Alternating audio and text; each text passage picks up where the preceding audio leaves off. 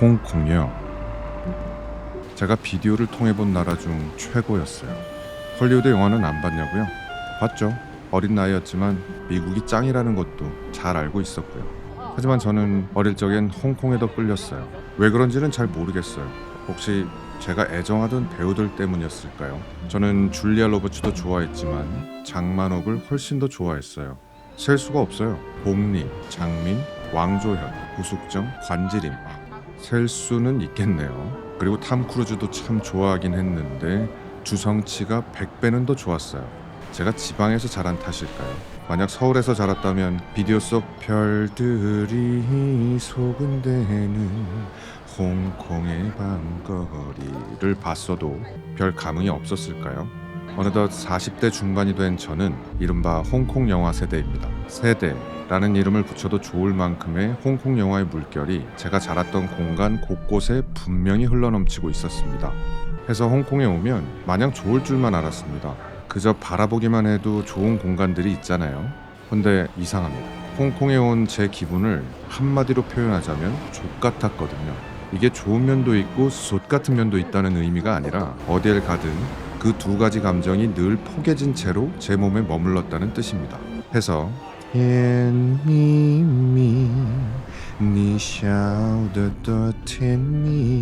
와 같은 느낌의 영상을 기대하셨다면 미리 사과의 말씀을 드립니다. 저도 그렇게 만들고 싶었죠. 하지만 거짓말을 할 수는 없잖아요. 아무튼 참으로 미묘했던 저의 홍콩 여행 함께 둘러보시죠.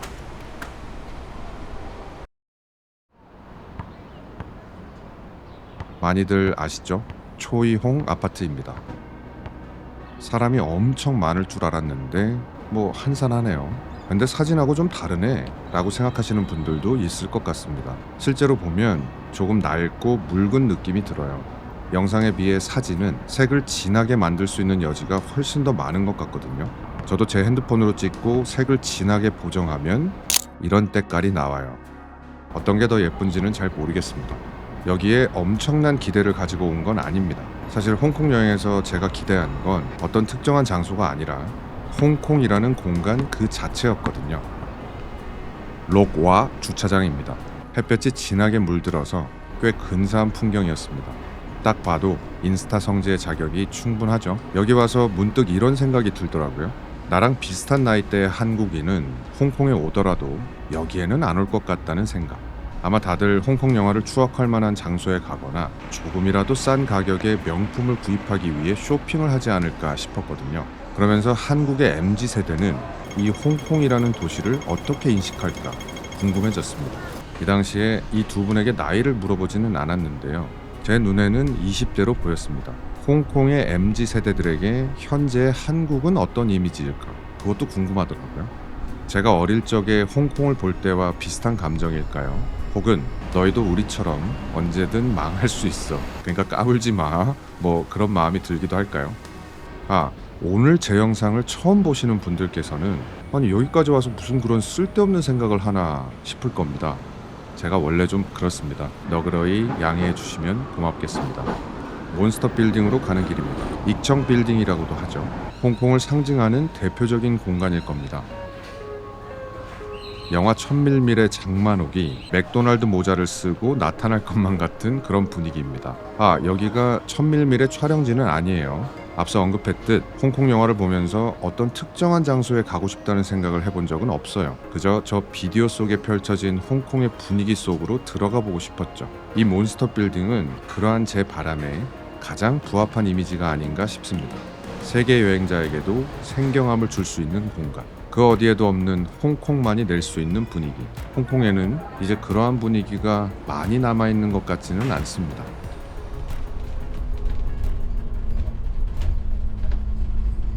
홍콩 영화와 관련해서 저는 늘 남들에게 거짓말을 하곤 했습니다. 어릴 적에도 그랬고요. 성인이 되고 나서도 30이 되기 전까지는 그랬습니다. 세계 영화사에 족적을 남긴 홍콩 영화들. 작품성과 미학성을 동시에 갖춘 작품들을 뜯고 맛보고 즐기는 사람인 척 말하곤 했거든요. 영화적, 미학적 이론들을 곁들여 그 영화들에 대해 말하는 사람이 저는 참 멋있다고 생각했었어요.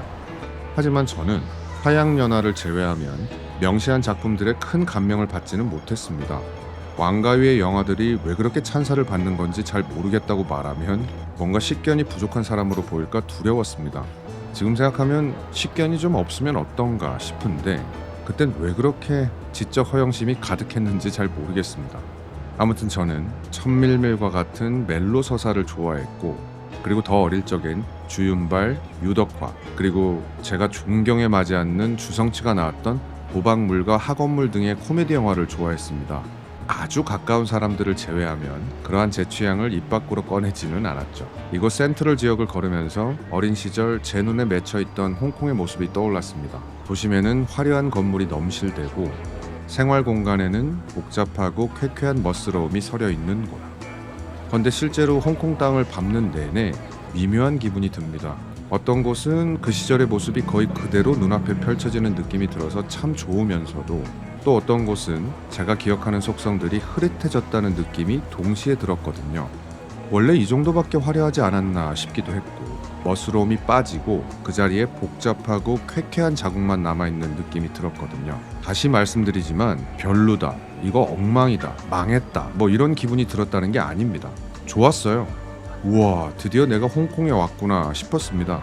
이렇게 사람들이 많은 곳을 거닐면 당연한 얘기지만 광둥어가 들립니다. 그 당연한 광경도 저한테는 모두 영화처럼 느껴졌어요. 어릴 적에는 홍콩말의 이름이 광둥어라는 것도 잘 몰랐지만 아무튼 제 귀에는 참 멋있게 들리는 말이었습니다. 네요, 네조매야, 님가야, 할매야. 죄송합니다. 어릴 적에는 이거보다 더 뻔뻔하게 잘했던 것 같은데, 네, 아무튼 이때가 10월이었습니다. 10월이 홍콩의 비수기인가 싶기도 했어요. 소호라는 이름의 이 지역, 원래는 젊은이들로 북적인다길래 왜 북적이나 싶어서 와봤는데 하나도 북적이지 않아서 괜히 적적하기만 했습니다. 이곳 덕라오 벽화를 비롯해 헐리우드 벽화 등 유명하다는 포토스팟을 찾았습니다.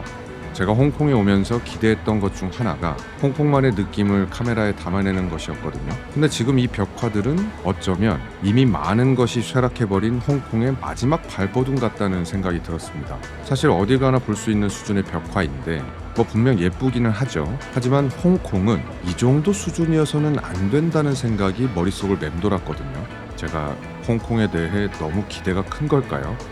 이 미드레벨 에스컬레이터를 봤을 땐 약간 유치하고 심지어 저렴한 생각이 들기도 했습니다. 홍콩이 내리막을 걷는 동안 한국은 오르막을 올랐다는 묘한 쾌감이 제 시선에 머물러 있는 느낌이 들었거든요. 옛날에는 참 멋져 보였는데 라는 속마음이 피어오르면서 내리막을 걷던 홍콩에 대한 안타까움과 오르막을 뛰어오르던 나의 국가에 대한 뿌듯함이 온몸을 관통하는 듯한 느낌을 받았습니다. 물론 한국도 이제 곧 내리막을 걷게 될까? 얼마 전에는 사실 내리막이 아니라 시궁창에 던져질 뻔한 위기를 넘기기도 했습니다만, 그럼에도 불구하고 오르막을 만나기는 무척 어렵지 않을까 싶은 불길한 마음이 스치기도 했습니다. 서양인들이 카메라에 관심을 보이길래 내친 김에 이 친구들을 담아야겠다 싶어 촬영 허락을 구했는데, 아니 이게 무슨 의미가 있나 싶다가도 맞다, 홍콩은 국제도시지, 그러니까 말이 되는 풍경이 아닐까 싶기도 했습니다.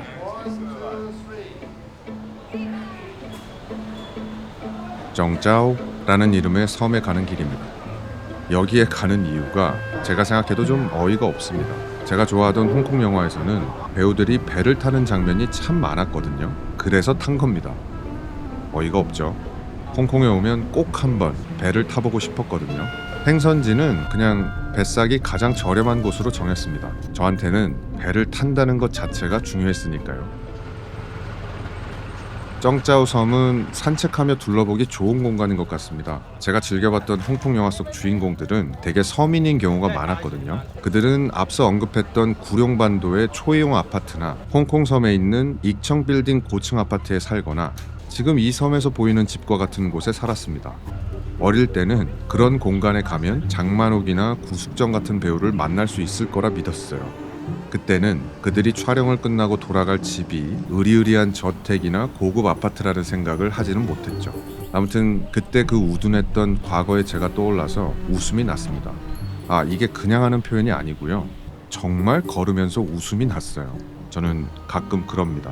사람들이 많은 공공장소에서 느닷없이 옛날 일이 떠올라 웃음이 터지는 경우가 있어요. 정말 미칠 것 같습니다. 너무 창피하거든요. 관광지로서의 홍콩의 이미지와는 가장 멀리 떨어져 있는 듯한 풍경의 골목입니다. 세계 여행자가 누릴 수 있는 호사 중 하나죠. 만약 단기로 홍콩을 여행했다면 이 섬에는 오지 않았을 것 같거든요. 홍콩 사람이나 홍콩에 사는 사람들에게서 아니 어떻게 거기까지 가봤어요? 라는 감탄을 들을 법한 장소. 홍콩 여행을 여러 번 했던 사람들에게서 홍콩에 그런 데도 있어요? 라는 질문을 받을 법한 장소. 그런 장소들에 다녀오면 괜히 제 여행력이 조금 두터워진 것 같은 느낌이 들어서 기분이 좋아집니다. 지적 허영심은 많이 없어졌는데 여전히 어떤 부분에서는 특별한 사람으로 보이고픈 욕망이 여전히 남아있나 봐요. 선착장으로 돌아가는 길에도 제 기억 속 홍콩의 이미지와 비슷한 공간을 부지런히 카메라에 담아봅니다. 글쎄요, 그 느낌과 비슷한 것 같기도 하고 조금 모자란 것 같기도 하고 아무튼 여기서도 참 미묘합니다. 그리고 홍콩에 와서 그 미묘한 기분에 큰 몫을 했던 부분에 대해 이야기를 하지 않고 넘어갈 수는 없을 것 같아요. 그 이야기는 2탄 영상에서 해볼까 합니다. 바로 홍콩의 민주주의에 관한 이야기입니다. 오늘도 끝까지 함께해 주셔서 진심으로 고맙습니다.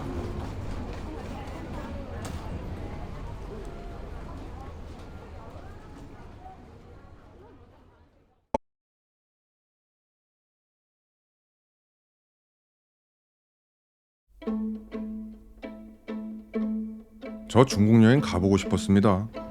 장가게, 상하이, 하얼빈, 남들 가는 곳 다 가고 싶었습니다. 근데 중국 정부가 홍콩에 하는 짓을 보니까 그건 안 되겠더라고요. 예를 들어서 우리 구독자님 홍콩에 가서 중국 정부를 비판하는 걸 하나 올렸다고 중국 공안이 뛰어들어서 수갑 채워서 깜빵에 갖다 넣었다? 21세기에 그러면 안 되는 거 아닙니까? 그런 게 매일매일 일어나는 나라가 하나 있습니다. 어디? 평양. 비록 실패하기는 했지만 그보다 더한 짓을 한 새끼도 있습니다. 누구? 윤석열 씹새끼.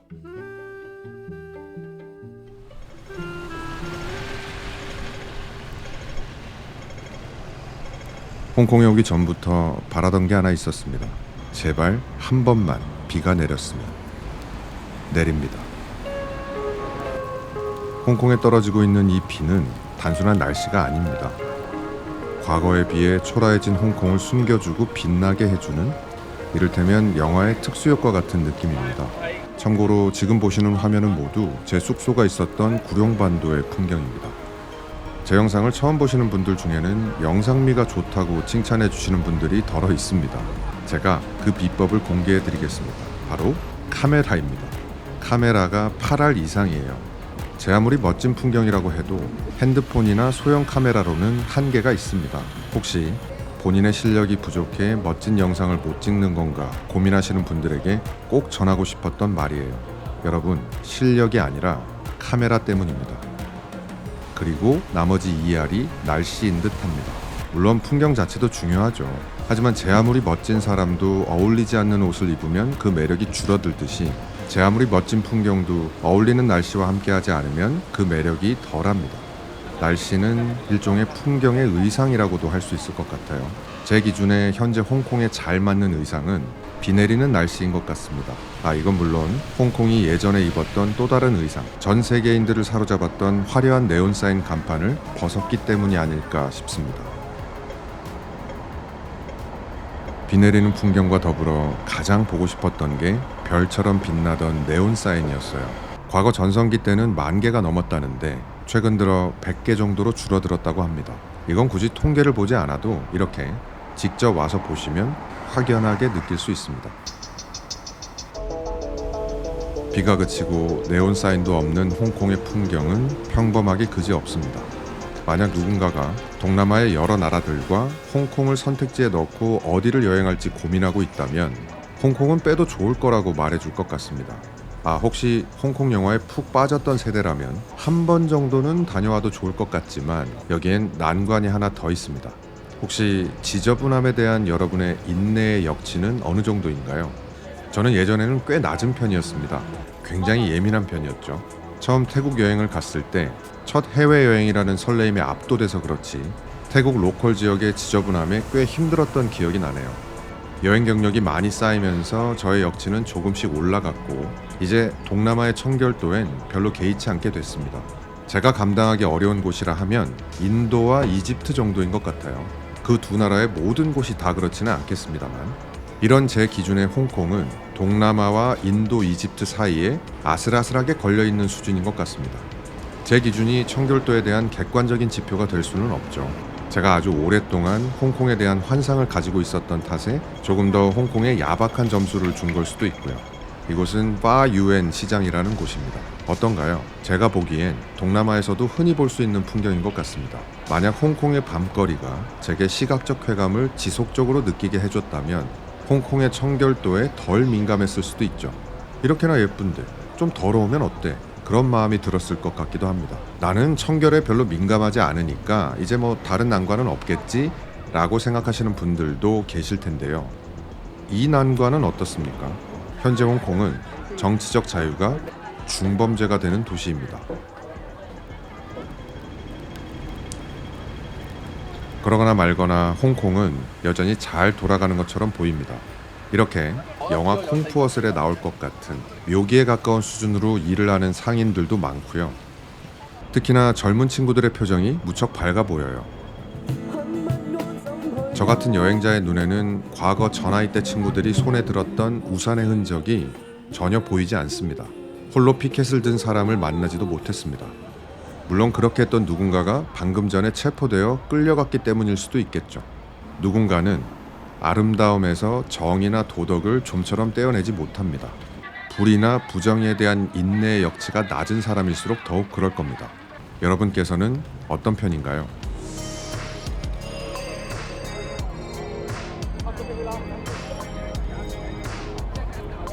그 유명한 침사추이의 홍콩 야경을 보러 왔습니다. 역시 조금 실망스럽습니다. 이러한 제 관점 역시 객관적이라고 할 수는 없죠. 누군가는 이 풍경을 그저 아름답다고 여길 수도 있을 테니까요. 하지만 제 눈에는 별들이 소근대는 것 같다던 빌딩 숲의 반짝임이 국제도시로서의 홍콩의 위상이 추락하는 속도로 옅어지고 있는 느낌이 들었습니다. 홍콩에 오기 전부터 신경 쓰이던 게 하나 있어요. 바로 중국 정부가 2020년에 시행한 홍콩 국가보안법입니다. 홍콩의 거리를 걷다가 불시에 현지의 공안이 다가와 유튜브를 비롯한 저의 SNS나 메모 등을 뒤져 문제를 삼으면 어쩌지? 하는 걱정이 꽤 컸습니다. 뭐 별건 없어요. 그저 홍콩 민주주의에 대한 제 생각이 잔뜩 메모되어 있었죠. 거기엔 당연히 중국 정부에 대한 비판적인 내용이 들어가 있고요. 괜히 그걸로 시비를 걸면 어쩌나.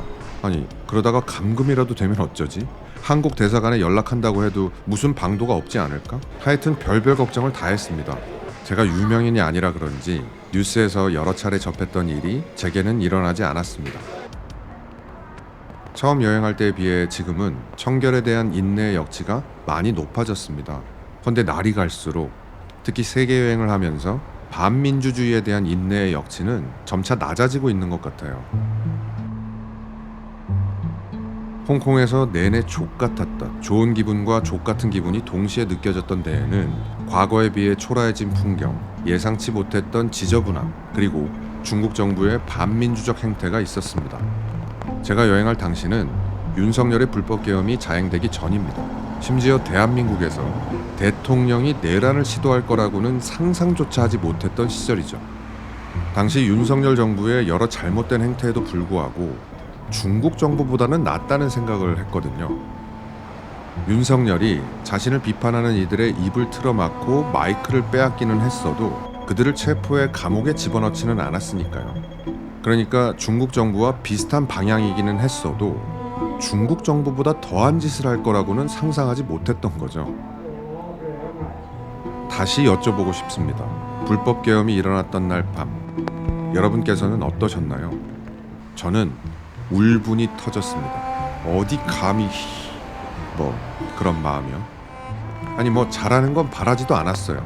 아마 많은 분들이 동의하기 어려우시겠지만 저는 대한민국의 양당 정치에 별로 희망이 없다고 생각하는 사람이거든요.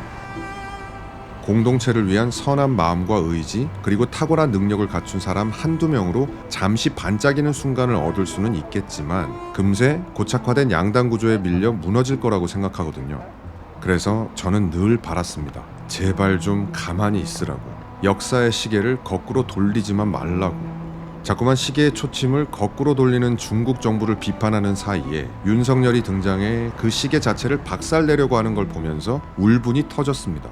홍콩의 자유를 억압한다고 그렇게 중국 정부를 비난하더니 지는 아예 자유의 뿌리를 뽑으려고 하네.